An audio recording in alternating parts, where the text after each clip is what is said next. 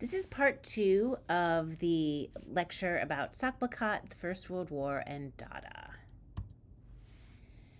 So in 1916, a small community of young people opposed to the war, the First World War, gathered in neutral Zurich, Switzerland. It was there that the German pacifist Hugo Ball decided to create a gathering place for like-minded artists and activists. He called this movement or effort Dada, and it started in February of 1916 when he organized the meeting place he called the Cabaret Voltaire. The Cabaret Voltaire was actually just the back room of a restaurant.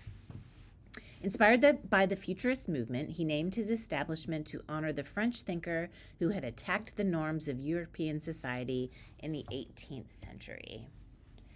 The members of the Zurich Dada were iconoclasts, which means they were the breaker of icons, rejecting the ideas and values that other Europeans treasured the most. The artists that gathered all concluded that a collapse of the Western culture had happened due to the First World War. They came from several countries, France, Romania, Germany, and all committed their use of creativity to protest against the war and draw attention to the impoverishment of the European middle-class life. So this is a picture of Hugo Ball reciting one of his poems, and they would do this a lot. They used irony, satire, improvisation in their performances in order to shock the public into recognizing the contradictions of European culture. They often would recite poetry that didn't really have any words at all, mostly sounds. They arranged these evenings at the Cabaret Voltaire. They were chaotic. They featured dance, music, poetry, and other hybrid types of performances. And really, the word Dada is essentially meaningless. Dada artists sought to pursue social and artistic change through anarchic aesthetic projects. Their works are often called anti-art because of their contempt for established order. And they really favored new media and new stylistic strategies. This collage by Jean Arp, which was called the Collage Arranged According to the Laws of Chance, he created this work by dropping small pieces of paper onto a large piece of paper and attached them where they landed. This really mocks the controlled professionalism of traditional artists. In terms of graphic design and typography, Dadaists maintained the same contemptuous attitude toward traditional practices. So they sort of had both a direct and indirect impact on graphic design.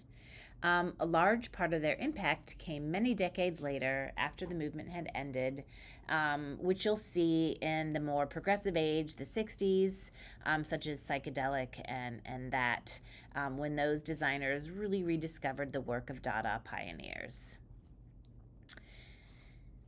The Dadaists called for freedom and convention diffused into contemporary culture and really led designers to have a more open attitude toward non-traditional work. Tristan Tzara, we'll talk about him. He was one of the members of the Zurich Dada, and he turned to publishing to get their views to a larger audience that could fit in the Cabaret Voltaire. He began editing and publishing the journal Dada, which was intended to spread word of the movement to people in Zurich and other European cities. They intentionally made the first two issues a little bit more conventional to get the message out, but the third issue marked a dramatic break both in style and substance. So you can see here with the third issue, centered, slanted, upside-down words ran up and down across the page with a spirit of anarchic freedom. The radical design sought to disrupt the reader's expectations in a way that signified the revolutionary character of Dada thought. This was published in both French and German and really helped bring international attention to the Dada movement. It's really important to recognize how expertly the typography and layout of Dada number 3 visually reinforced the underlying message of the essays printed inside. In 1919, with the First World War recently over, Tzara and Jean Arp, moved to France and established a new branch of Dada in Paris. They moved to raise the profile of the group because Paris was the cultural capital of Europe. In Paris, Zara inspired a new generation of French writers, including André Breton, who later went on to create the Surrealist movement after Paris Dada had run its course. So this is another bulletin by Tristan Zara. And the journal was called Dada, and it really continued to be published in Paris until 1922. So this is issue number 6. It was called Bulletin Dada, and it was the first one published in Paris. You can see that they weren't afraid to run text vertically, to even run text diagonally over other text, which really was breaking the norms of other publications at the time. Francis Picaba, who had met Zara in Zurich, published his own Dada journal in Paris in 1920. The cover demonstrates some of the most dynamic Dada graphic design ever produced. And remember, this is before the printer, so they were doing this all with metal type, letterpress, and even in some cases lithography. This is a poster advertising an exhibition Zara organized. The show consisted of a collection of different irreverent projects produced by 24 artists from across Europe.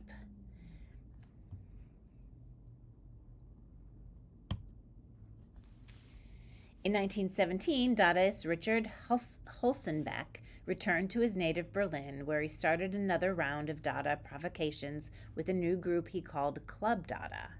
With Club Dada, he set out to reinvent the Dada movement with a more serious political commitment. Berlin Dadaists sought to engage more closely with a specific political situation in Germany. These new political groups included fervent communists hoping for a revolution like the one that had occurred in Russia, as well as reactionary fascists seeking a militant imperial government. This really created a fragmented society, which was fertile ground for the satirical jabs of the Dadaists. Typical of the Berlin Dada activities was the Erste Internationale Dada Messe, which Hulsenbeck opened in Berlin in June of 1920. This exhibition featured over 200 Dada items, most of which were offered for sale to anyone who paid the hefty entrance fee. The most notorious work of the show was made anonymously, the dummy with the pig's head dressed in a German military uniform, which is the one hanging from the ceiling right here. John Hartfield designed this photo montage, which was printed on the cover of the fair's catalog. The photo montage was reproduced as a photolithograph and used as the background, so you can see that photo montage right there. The image was then overprinted with a mix of black and red letterforms of various sizes. Hartfield had served in the German military until 1915, when he faked a nervous collapse in order to be released from service. This catalog cover demonstrates the mastery of this new type of design, the photo collage, through which fragments of text and image combine to make a new whole. Many artists associated with the Berlin Dada made use of photo montage. This is by Hannah Hoke, and it's got a really long name. It's called Cut with the Kitchen Knife Dada Through the Last Weimar Beer Belly Cultural Epoch of Germany. Her image exudes contempt for the bourgeois materialism and official culture that were constant targets of Dada. She created this impulsive, spontaneous satire of contemporary Germany out of a mass of fragmented images taken from popular magazines and newspapers. Looking closer at the composition's imagery, you can see that Hoke is commenting on the social turmoil taking place in Germany over the New Woman movement, the cultural drive toward greater emancipation and civil rights for women that took place after the end of the First World War.